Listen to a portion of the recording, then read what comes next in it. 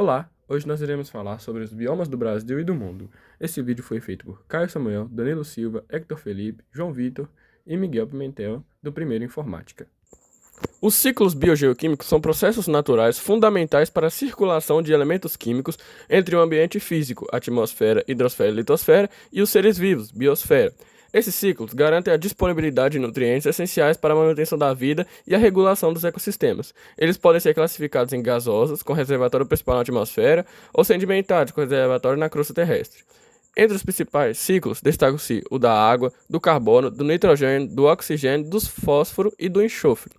Estes envolvem elementos fundamentais da constituição de moléculas orgânicas, como proteínas e ácidos nucleicos, que são essenciais para os processos biológicos. A movimentação desses elementos ocorre por meio de transformações químicas e físicas, sendo impulsionada por interações biológicas, geológicas e químicas, que garantem o equilíbrio ecológico tanto em ambientes terrestres quanto aquáticos. A compreensão desses ciclos é crucial para entender as dinâmicas planetárias que sustentam a vida, o clima e o equilíbrio ambiental, além de ajudar a prever os impactos de ações humanas sobre os ecossistemas. Tipos de ciclos. Ciclo do oxigênio. O ciclo do oxigênio é um processo contínuo e é essencial para a manutenção da vida na Terra, pois envolve a troca e a reciclagem desse elemento entre os principais reservatórios, a atmosfera, a biosfera e a litosfera. O oxigênio é o elemento mais abundante no planeta, encontrando-se em diversas formas químicas, como O2, CO2 e H2O e compostos minerais.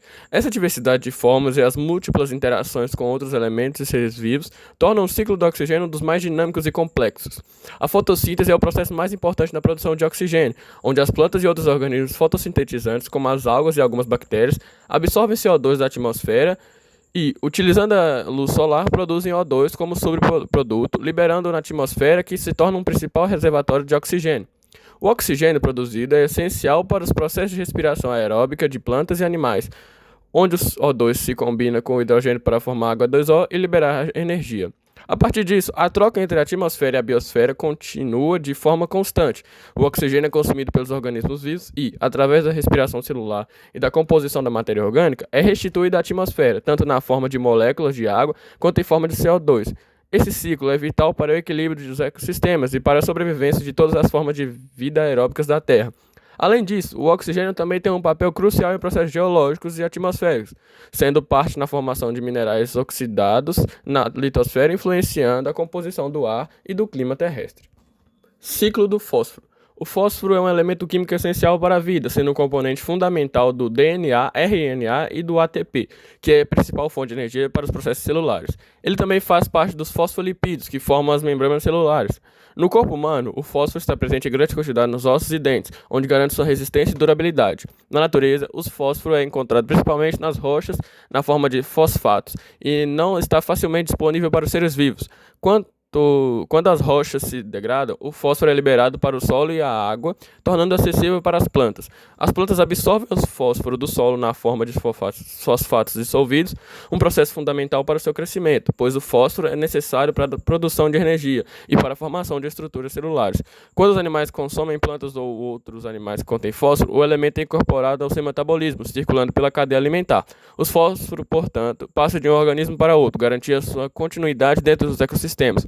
Os decompositores, como fungos e bactérias, desempenham um papel importante na reciclagem dos fósforos. Quando plantas e animais morrem, a matéria orgânica é decomposta, liberando o fósforo de volta ao solo e à água, onde ele pode ser reutilizado por novos organismos. Esse processo é essencial para o ciclo dos fósforos, que, em algumas situações, pode ser transportado pela chuva até lagos e mares, onde se incorpora novamente às rochas, reiniciando o ciclo. O ciclo do fósforo é mais lento do que de outros elementos, como o carbono, porque não possui uma fase gasosa significativa. Ele é transportado entre o solo e a água e os organismos vivos, mas não circula na atmosfera. A disponibilidade de fósforo é crucial para a produtividade dos ecossistemas, e seu excesso ou escassez pode impactar diretamente a saúde dos organismos. A eutrofização, por exemplo, ocorre quando há excesso de fósforo em ambientes aquáticos, geralmente devido ao uso excessivo de fertilizantes, o que pode levar ao crescimento descontrolado de algas e prejudicar a fauna aquática. Ciclo da água. O ciclo da água, também conhecido como ciclo hidrológico, refere-se ao movimento contínuo que a água faz pelo meio físico e pelos seres vivos do ecossistema, passando através da atmosfera, hidrosfera, litosfera e biosfera. Trata-se, portanto, de um importante ciclo biogeoquímico que faz com que esse indispensável recurso natural esteja constantemente no ambiente. Água. A água é uma substância formada por dois átomos de hidrogênio e um átomo de oxigênio, sendo H2O sua fórmula química. Encontrada principalmente no estado líquido, é a substância mais abundante da crosta terrestre. Estima-se que 70% do planeta seja coberto por água, e a grande maioria dela está nos oceanos. Depois dos oceanos, o segundo maior reservatório de água do planeta são as geleiras. Já nos continentes, essa substância é encontrada principalmente em águas subterrâneas. Percebemos, portanto, que a água é um composto químico que pode ser encontrado de maneira simultânea nas formas sólida, geleiras, líquida, rios, mares, oceanos e gasosa, vapor de água. Etapas do ciclo da água. O ciclo da água, também chamado de ciclo hidrológico, ocorre por meio das mudanças dos estados físicos da movimentação da água pelos seres vivos e pelo meio ambiente. Esse ciclo depende diretamente da energia solar, dos movimentos de rotação da Terra e até mesmo da gravidade. O Sol é responsável por proporcionar energia para que o ciclo aconteça. Sua luz provoca a evaporação da água presente na superfície terrestre. Em alguns locais, no entanto, a neve e o gelo sublimam, passando do estado sólido para o vapor, pulando as fases de fusão, sólido para o líquido e de evaporação. A água, agora em estado gasoso, sobe para as camadas mais altas da atmosfera, onde a temperatura é mais baixa. Ao alcançar determinada altitude, essa substância passa do estado de vapor para o líquido, condensação, e forma as nuvens, que são, na realidade, uma grande quantidade de gotículas de água. Em locais frios, essas gotículas podem se solidificar e dar origem à neve ou granizo. Ao iniciar a chuva, processo também chamado de precipitação, a água começa a retornar para a superfície terrestre e é influenciada diretamente pela gravidade. Nesse momento, ela pode atingir rios, lagos e oceanos, infiltrar-se no solo e nas rochas, ou pode ser impedida de voltar à superfície terrestre pela vegetação. Os seres vivos possuem papel determinante no ciclo da água. Como todos os organismos possuem essa substância em seu corpo, a água também flui pelas cadeias alimentares. Além disso, as raízes das plantas absorvem água e os animais obtêm essa substância bebendo-a ou retirando-a dos alimentos. Os animais só perdem água por meio de processos como a eliminação de urina e fezes, respiração e transpiração. Já as plantas perdem água por transpiração, processo em que vapor de água é liberado pelos estômatos, estruturas presentes na epiderme vegetal que atuam nas trocas gasosas, e por gutação, processo no qual a água eliminada encontra-se no estado líquido. Além disso, parte da água que fica incorporada nesses seres é eliminada durante o processo de decomposição. De acordo com o Serviço Geológico dos Estados Unidos, o USGS em inglês, podemos identificar 16 partes importantes no ciclo da água: armazenamento da água nos oceanos, maior reservatório de água no planeta; evaporação, mudança da água do estado líquido para o gasoso; evapotranspiração, perda de água pelo solo e pelas plantas; sublimação, passagem do gelo e da neve para o estado de vapor sem antes passarem pelo estado líquido; água da atmosfera; condensação, passagem de água do estado de vapor para o líquido; precipitação, chuva; armazenamento da água nas formas de gelo e neve; corrente de neve derretida pelos rios; corrente superficial, água na superfície do solo que vai para os rios; corrente dos rios, água que flui para os rios, córregos ou riachos; armazenamento de água doce existente sobre a superfície da Terra; infiltração, armazenamento no lençol freático; descarga do lençol freático, movimento da água para fora do solo; e fontes, local onde a água subterrânea é descarregada para a superfície do solo.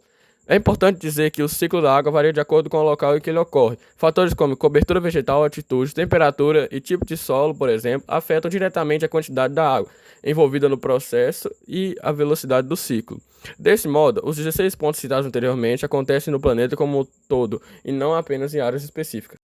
Importância do ciclo da água. O ciclo da água é importante porque garante que essa substância circule constantemente pelo ambiente, passando pelos organismos vivos e pelo meio físico. Como a água circula no ambiente, ela consegue suprir a necessidade dos seres vivos, que precisam diariamente dessa substância para o funcionamento adequado de seu organismo. Além disso, a permanência de água no ambiente é importante para algumas atividades realizadas pelos seres humanos, uma vez que ela é fundamental para a geração de energia, desenvolvimento da produção agrícola e agropecuária, diversas atividades industriais e algumas tarefas do dia a dia, como lavar roupa e louça. Entretanto, é importante destacar que, apesar do ciclo da água garantir que essa substância circule no meio constantemente, isso não garante que não possa faltar água. Isso ocorre pelo fato de que o ciclo da água é complexo e pode ser afetado por diversos fatores, como o vento, que podem fazer com que a água que evaporou em uma área seja precipitada em outras. Olá, meu nome é João Vitor e eu estou aqui para falar um pouco sobre o ciclo do carbono. O ciclo do carbono tem início quando ocorre a fotossíntese. A fotossíntese é um processo de produção de glicose realizado nas plantas e algas. Durante esse processo, o gás carbônico é captado da atmosfera e transformado em carboidrato. Dessa maneira, os herbívoros, ao se alimentarem de seres que fazem fotossíntese, obtêm sua energia, ou seja, o carbono em forma de carboidratos. Os carbonos associados retornam à natureza e como matéria orgânica e do gás carbônico produzido na respiração. No ciclo biológico do carbono, podemos ver a total renovação do carbono atmosférico em até 20 anos. Este processo ocorre na medida em que as plantas absorvem energia solar e CO2 da atmosfera. Isso gera oxigênio e açúcares, como a glicose, por meio da fotossíntese, o qual é a alicerce do crescimento das plantas. Por sua vez, os animais e as plantas consomem glicose durante o processo de respiração, emitindo novamente CO2. Com isso, a fotossíntese e a decomposição orgânica por meio da respiração renovam o carbono da atmosfera e conduz sua fase inorgânica, a fase orgânica, de volta à fase inorgânica, concluindo o ciclo biogeoquímico.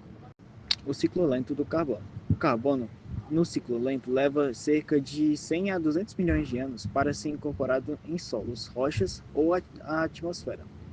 O processo é muito lento e ocorre por meio de movimentos das placas tectônicas e reações químicas. Estima-se que cerca de 100 milhões de toneladas de carbono passem pelo ciclo lento anualmente. O movimento inicial do carbono ocorre por meio de chuvas e os níveis de CO2 na atmosfera combinam-se com os da água das chuvas, transformando-se em ácido carbônico. Em contato com o solo, o ácido dissolve as rochas, liberando importantes minerais como sódio, potássio, magnésio, cálcio e etc. Os minerais ecoam para corpos d'água, rios e oceanos. Nos oceanos, por exemplo, o cálcio entra em contato com o íon e o bicarbonato, que, ao se combinarem, formam um bicarbonato de cálcio, substância importante para diminuir a acidez do meio. Além disso, grande parte do carbonato de cálcio existentes nos oceanos são provenientes de organismos com conchas, que são os moluscos. Será essa substância que dará origem aos calcário, uma rocha carbonática, uma rocha carbonática. Esse processo garante 80% da produção de rochas à base de carbono e outros 20% ocorre pela decomposição da matéria orgânica dos seres vivos. Ciclo rápido do carbono. Ocorre através da passagem do carbono entre diferentes organismos vivos ou a biosfera. São aproximadamente 100 milhões de toneladas de carbono associadas ao ciclo rápido por ano. E os principais organismos desse ciclo são os produtores. Os produtores, como algas e plantas, realizam a fotossíntese. Esse processo retira o gás carbônico da atmosfera e transforma o carboidrato, como por exemplo a glicose.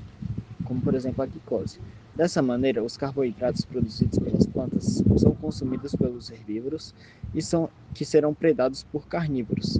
Assim, o carbono passa adiante até retornar ao solo, através de dejetos ou da decomposição da matéria orgânica que compõe o corpo quando encerra seu ciclo de vida. As atividades humanas e o ciclo do carbono. As ações humanas influenciam o ciclo global do carbono, uma vez que elas retiram o carbono armazenado nos depósitos fósseis numa velocidade superior à da absorção do carbono pelo ciclo. Dessa forma, estamos potencializando o aumento das concentrações de CO2 na atmosfera, especialmente se considerarmos que o fato de que estes depósitos são queimados como combustíveis, acelerando ainda mais o processo. A concentração de dióxido de carbono na atmosfera tem crescido a uma taxa de 0,4 ao ano. A extração e a queima de petróleo, gás, carvão vem junto com a destruição das florestas e, portanto, reduzimos a capacidade de absorção ao mesmo tempo em que aumentamos a emissão do carbono. O ciclo do nitrogênio. O ciclo do nitrogênio é um importante ciclo bioquímico. Ele garante a circulação do nitrogênio, utilizado, por exemplo, em formação das proteínas e dos ácidos nucleicos e outros componentes das células. O ciclo do nitrogênio é um ciclo bioquímico que garante a circulação do nitrogênio no ambiente físico e nos seres vivos. O nitrogênio é um nutriente utilizado por vários organismos, sendo essencial para formar proteínas, ácidos nucleicos e outros componentes das células. O ciclo do nitrogênio garante a ciclagem desse elemento no ambiente, disponibilizando-o para os seres vivos e liberando-o novamente para o meio. Assim, o nitrogênio pode ser posteriormente reutilizado por outros organismos. Diversos processos estão envolvidos nesse importante ciclo, como, por exemplo, a fixação do nitrogênio por bactérias, como as do gênero Rhizobium, e a decomposição da matéria orgânica para a formação do íon amônio.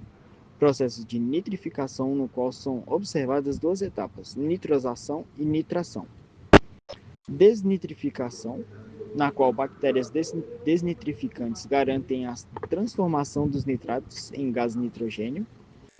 O nitrogênio gasoso não pode ser utilizado pela maioria dos seres vivos. O ciclo do nitrogênio garante que esse elemento circule pelo ambiente físico e pelos seres vivos. O nitrogênio é encontrado nas rochas, no fundo dos oceanos, nos sedimentos e na atmosfera. Na atmosfera, ele é encontrado na forma de gás e representa 79% dos gases presentes nessa camada. Apesar de ser encontrado em grande quantidade na atmosfera, o gás nitrogênio não é utilizado pela maioria dos organismos vivos, os quais são incapazes de fixar e incorporar a matéria viva, o nitrogênio atmosférico. Entre os organismos capazes de utilizar esse nitrogênio estão alguns tipos de bactérias. Durante o ciclo do nitrogênio, é possível perceber que os vegetais conseguem obter esse elemento por meio de sais nitrogenados disponíveis no ambiente. As plantas, por exemplo, conseguem utilizar apenas os íons de amônio e o nitrato. Já os consumidores, como os animais, conseguem obter nitrogênio por meio da alimentação. Etapas do ciclo do nitrogênio. Observe atentamente as etapas do ciclo do nitrogênio e podemos dividir o ciclo do nitrogênio em determinadas etapas: fixação, amonização, nitrificação e desnitrificação. Nessa etapa do ciclo, ocorre a fixação do nitrogênio atmosférico, com a ajuda principalmente de bactérias. Sem dúvidas, as bactérias mais importantes para essa etapa são bactérias do gênero Rhizobium, as quais vivem associadas às raízes das plantas leguminosas, como feijão, ervilha, soja, entre outros. Essas bactérias formam nódulos na região cortical das raízes das plantas, onde agem captando o nitrogênio atmosférico e transformando-o em amônia, que será utilizada pela planta. Essas bactérias estabelecem uma relação mutualística com o vegetal, fornecendo às plantas os sais de nitrogênio de que elas precisam, quando recebem delas a matéria orgânica que foi produzida no processo de fotossíntese. Vale salientar que existe também a fixação física do nitrogênio. Nesse processo, o gás nitrogênio transforma-se em amônia, em decorrência de fenômenos físicos, como relâmpagos e faíscas elétricas. As quantidades de amônia produzidas nesse processo, no entanto, são muito pequenas. Amonização. O nitrogênio encontrado no solo é muitas vezes proveniente de materiais orgânicos mortos.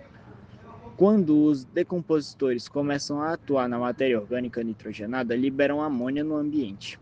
Essa amônia combina-se com a água do solo e forma o hidróxido de amônio, que ioniza e produz o íon amônio, e a hidroxila. Esse processo é conhecido como amonização ou amonificação. Nitrificação. No processo de nitrificação, ocorre a oxidação da amônia em nitrito e, na sequência, em nitrato. Esse processo é realizado por bactérias que fazem quimiossíntese, ou seja, que utilizam a energia liberada nas nitrificações para sintetizar suas substâncias orgânicas.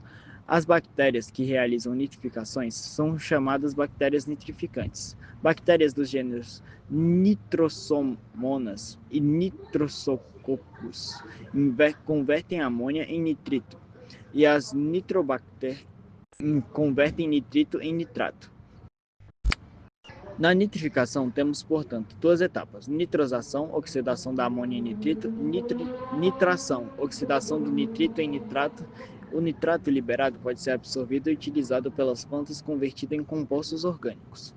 Desse modo, o nitrogênio entra na cadeia alimentar e os animais conseguem aderir ao nitrogênio por meio da alimentação.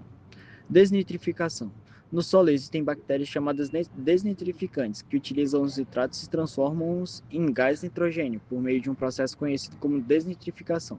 A desnitrificação garante a devolução do nitrogênio para a atmosfera. Bactérias do nitrogênio.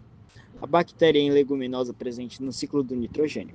Bactérias do gênero Rhizobium associam-se a leguminosas e garantem a fixação do nitrogênio. O ciclo do nitrogênio necessita da partição de algumas bactérias. As bactérias do gênero Rhizobium, por exemplo, são importantes nesse ciclo, uma vez que vivem associadas a plantas leguminosas, ajudando a fixação do nitrogênio. Além das bactérias do gênero Rhizobium, As bactérias dos gêneros Azobacter e Chloristridium, certas cianobactérias, são capazes de fazer a fixação. As bactérias ainda presentes no processo de harmonização, nesse caso, temos bactérias decompositoras, que atuam sobre a matéria orgânica e liberam a amônia para o ambiente. No processo conhecido como nitrificação, também temos participação de bactérias, as nitrosomonas e nitrosococcus. Por exemplo, convertem amônia em nitrito, e as nitrobacter convertem nitrito em nitrato. Por fim, temos as bactérias, que participam do processo de desnitrificação. Essas bactérias garantem a devolução do nitrogênio para a atmosfera. Desse modo, o ciclo do nitrogênio apresenta as seguintes bactérias fixadoras, como as do gênero Rhizobium: decompositoras, que garantem o processo de amonização; nitrificante, como as nitrosomonas e as nitrosococcus, que realizam o processo de nitrosação; e as nitrobacter, que realizam o processo de nitração; desnitrificantes, que realizam o processo de nitração; desnitrificantes, que garantem a liberação do nitrogênio para a atmosfera. O ciclo do enxofre. O ciclo do enxofre é um processo natural que garante a circulação do elemento essencial entre a atmosfera, a litosfera, a hidrosfera e os seres vivos, conectando componentes biológicos, geológicos e atmosféricos. O enxofre está presente em aminoácidos, proteínas, enzimas e vitaminas, sendo indispensável para o funcionamento celular, para o metabolismo energético e para a manutenção da vida em todos os ecossistemas. Na natureza, ele é liberado de diferentes formas: pela decomposição de organismos mortos, pela atividade de vulcões, pela erosão das rochas e também pela queima de combustíveis fósseis, a situação que aumentou significativamente o fluxo do enxofre nos últimos séculos devido à intervenção humana. Micro-organismos como bactérias redutoras e oxidantes de enxofre desempenham um papel central nesse ciclo, pois transformam compostos sulfurados em formas reaproveitáveis pelos seres vivos, fechando o processo de reciclagem desse elemento.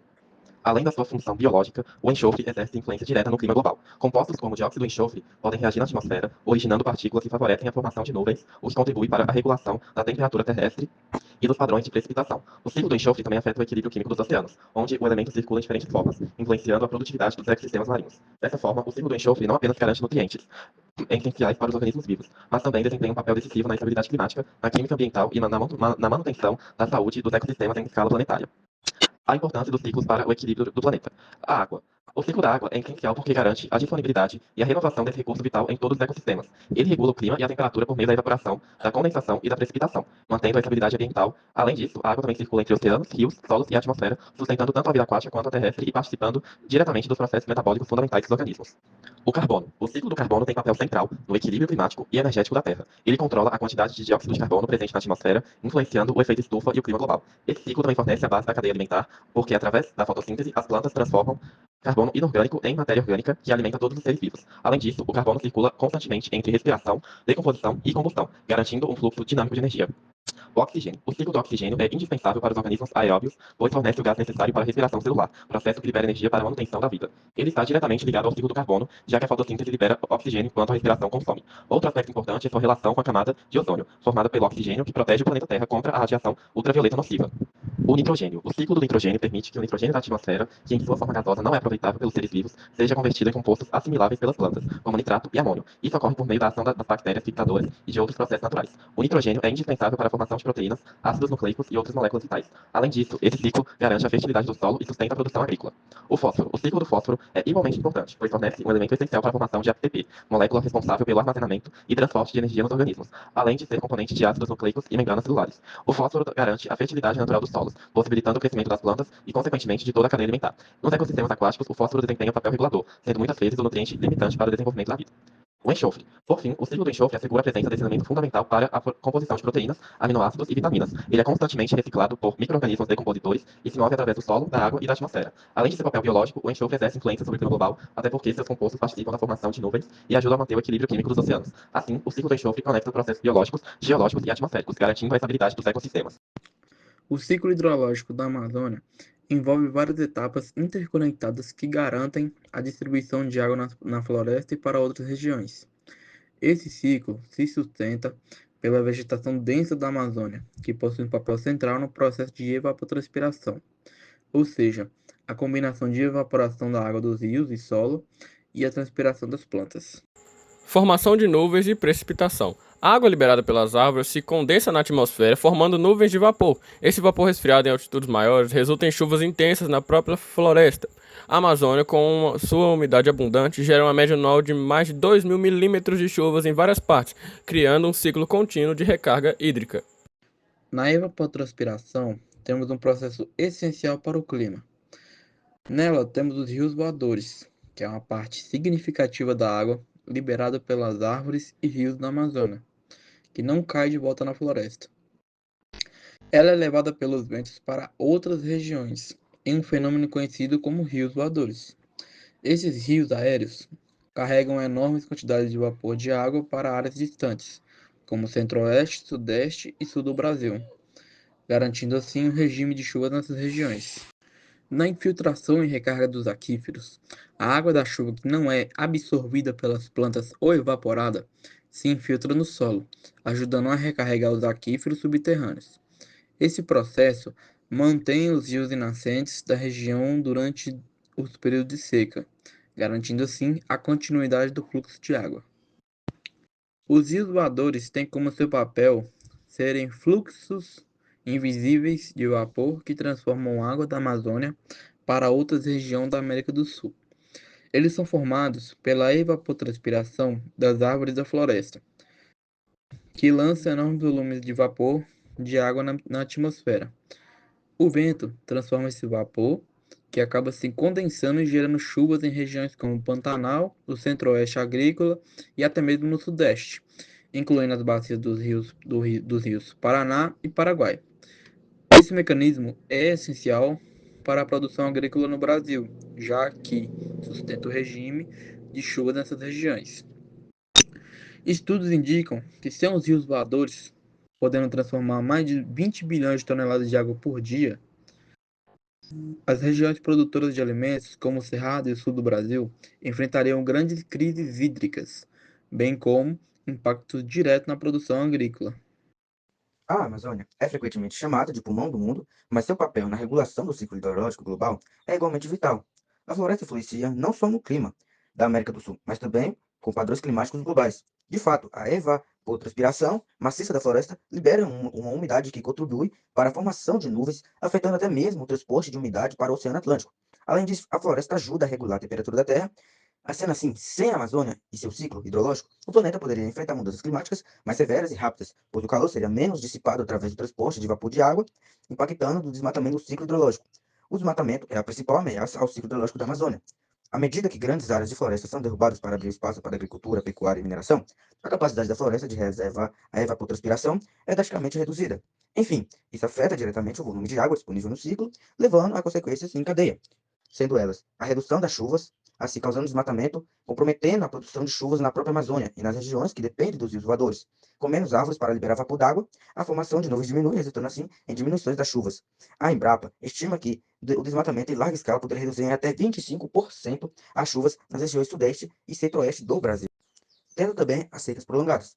O desmatamento da Amazônia está associado ao aumento da frequência e intensidade de secas. A ausência de árvores e vegetação diminui a capacidade da floresta de regular a umidade, provocando longos períodos de seca, que afetam diretamente as culturas agrícolas, o abastecimento de água nas cidades e principalmente a produção de energia hidrelétrica. Tendo também os efeitos das bacias hidrográficas.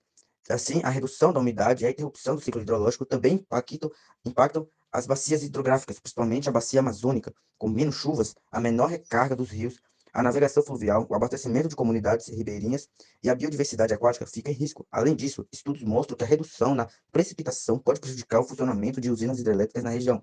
Soluções para proteger o ciclo hidrológico da Amazônia são a redução do desmatamento, assim protegendo a floresta amazônica, e sendo fundamental para garantir que o ciclo hidrológico continue a funcionar de forma eficiente. Assim, tendo iniciativas de reflorestamento e preservação das áreas remanescentes, sendo assim cruciais para manter a capacidade da floresta de reciclar água. Tendo também o monitoramento e políticas de gestão, sendo essencial investir em monitoramento ambiental e implementar políticas públicas que limitam a destruição da floresta. O uso de tecnologias de satélite, como as usadas pelo INPE, ajuda a identificar áreas de desmatamento ilegal, facilitando a fiscalização. Assim, também fazendo soluções de economia sustentável, alternando entre economias sustentáveis como a exploração de produtos não madeireiros, sendo isso o açaí, a castanha e o cacau. É o incentivo a práticas agrícolas sustentáveis podem ajudar a reduzir a pressão sobre a floresta e, ao mesmo tempo, preservar o ciclo hidrológico, sendo assim essencial. O ciclo hidrológico da Amazônia é uma peça-chave para o clima global e para a sustentabilidade dos ecossistemas e da economia do Brasil, ou seja, sua manutenção depende diretamente da preservação da floresta. Sem funcionamento adequado desse ciclo, a produção agrícola, o abastecimento de água e o equilíbrio climático estão em risco. Por isso, o combate ao desmatamento e a promoção de políticas de preservação são essenciais para garantir que a Amazônia continue a exercer sua função vital no clima global. Desmatamento e interferência do homem nos ciclos biogeoquímicos. As atividades humanas podem impactar significativamente os ciclos biogeoquímicos, que são os processos naturais que reciclam nutrientes e elementos dentro do ecossistema. Alguns dos principais efeitos incluem desmatamento. A remoção de grandes áreas de florestas perturba o ciclo do carbono, pois as árvores desempenham um papel crucial na absorção do dióxido de carbono da atmosfera e no armazenamento deste como biomassa. Isso leva a níveis aumentados de gases de efeito estufa e contribuem para a mudança climática. Combustão de combustíveis fósseis. Queimar combustíveis fósseis libera grandes quantidades de dióxido de carbono e outros gases de efeito estufa na atmosfera, alterando o ciclo do carbono e contribuindo para o aquecimento global. Agricultura. O uso de fertilizantes na agricultura pode levar a um excesso de nutrientes, como nitrogênio e fósforo. Isso pode causar eutrofização em corpos de águas próximos, perturbando o ciclo de nitrogênio e do fósforo, e levando à proliferação de algas nocivas e depleção de oxigênio em ecossistemas aquáticos. Eutrofização significa enriquecimento e a depleção significa perda de elementos fundamentais em um organismo. Urbanização. A construção de cidades e a infraestrutura pode perturbar os ciclos biogeoquímicos naturais, ao alterar o fluxo de água e nutrientes nos ecossistemas. Isso pode levar a mudança na disponibilidade de recursos para plantas e animais, bem como o aumento da poluição e produção de resíduos. Atividades industriais. A liberação de poluentes e resíduos de processos industriais pode contaminar o ar, a água e o solo, perturbando o ciclo de elementos e nutrientes nos ecossistemas. Isso pode ter efeitos negativos na saúde de humanos e da vida selvagem. Em resumo, as atividades humanas podem ter impactos significativos nos ciclos biogeoquímicos, levando à alteração no funcionamento dos ecossistemas e potencialmente contribuindo para problemas ambientais globais, como a mudança climática e a perda da biodiversidade. As ações humanas estão alterando o equilíbrio natural da Terra. Quando desmatamos, queimamos combustíveis fósseis e usamos fertilizantes em excesso e até construímos cidades sem planejamento, estamos interferindo diretamente nos processos que mantêm o planeta saudável. Essas mudanças afetam a qualidade do ar e da água e até do solo, aumentando o aquecimento global e prejudicando a vida de muitas espécies, inclusive a nossa. A importância do ciclo do nitrogênio para a agricultura. O ciclo do nitrogênio é um processo natural essencial para o funcionamento dos ecossistemas agrícolas. Ele garante que o nitrogênio, um dos principais nutrientes para o desenvolvimento das plantas, esteja disponível no solo em formas que possam ser absorvidas pelas raízes. Sem esse ciclo, a produção de alimentos em larga escala seria inviável, pois o nitrogênio atmosférico, que representa cerca de 78% do ar, não pode ser utilizado diretamente pelas plantas. Na agricultura, o nitrogênio é responsável por estimular o crescimento vegetativo das plantas, favorecer a formação de folhas verdes, participar da síntese de proteínas, enzimas e da clorofila, substância essencial para a fotossíntese, ou seja, ele influencia diretamente o vigor, a produtividade e a qualidade das culturas agrícolas. O ciclo do nitrogênio realiza a conversão do nitrogênio atmosférico em formas reativas como amônio e nitrato, que são absorvidas pelas plantas. Isso ocorre através de processos como a fixação biológica, realizada por bactérias que vivem no solo ou em associação com raízes de leguminosas, a mineração, que transforma a matéria orgânica em nutrientes, a nitrificação e a desnitrificação, que completa o ciclo e mantém o equilíbrio entre o que é retirado e devolvido ao solo e à atmosfera. A presença contínua destino equilibrado do nitrogênio no solo é crucial para evitar deficiências nutricionais das plantas, que podem levar à redução da produtividade, ao amadurecimento precoce, ao amarelamento das folhas, clorose e a menor resistência a pragas e doenças. Em culturas como milho, trigo, arroz e cana-de-açúcar, o nitrogênio é especialmente importante por ser o principal nutriente exigido durante o crescimento e o enchimento de grãos. Além disso, compreender o ciclo do nitrogênio permite ao agricultor fazer um manejo mais eficiente dos fertilizantes nitrogenados, quando aplicados corretamente. Esses fertilizantes aumentam a produtividade sem causar desperdícios. Porém, se forem usados em excesso ou de forma inadequada, podem causar sérios impactos, como a contaminação de águas subterrâneas por nitrato, a acidificação do solo e a liberação de gases de efeito estufa como o óxido nitroso. Isso torna o conhecimento do ciclo não apenas importante para a produção, mas também para a sustentabilidade ambiental da atividade agrícola. O manejo adequado do nitrogênio também contribui para a eficiência econômica na agricultura, como os fertilizantes nitrogenados representam um dos maiores custos na produção agrícola, o uso racional, com base em análise de solo, clima, tipo de cultura e estágio de desenvolvimento das plantas, garante melhor aproveitamento de insumo, reduz perdas e aumenta o retorno financeiro ao produtor. Além do uso de fertilizantes, práticas como a rotação de culturas com leguminosas e o uso de adubos verdes são formas de aproveitar o ciclo do nitrogênio de maneira natural, mantendo o solo fértil por mais tempo e reduzindo a dependência de insumos químicos. Em resumo, o ciclo do nitrogênio é indispensável para a agricultura moderna porque garante a disponibilidade de nitrogênio em formas assimiláveis pelas plantas, sustenta o crescimento, o vigor e a produtividade das culturas, permite o manejo eficiente e econômico dos fertilizantes, reduz riscos de impactos ambientais, favorece práticas agrícolas sustentáveis. Compreender e respeitar o funcionamento desse ciclo é uma das chaves para a produção agrícola eficiente, sustentável e com responsabilidade ambiental. Bom, esse foi o vídeo de hoje, espero que tenha gostado e obrigado por assistir até o final.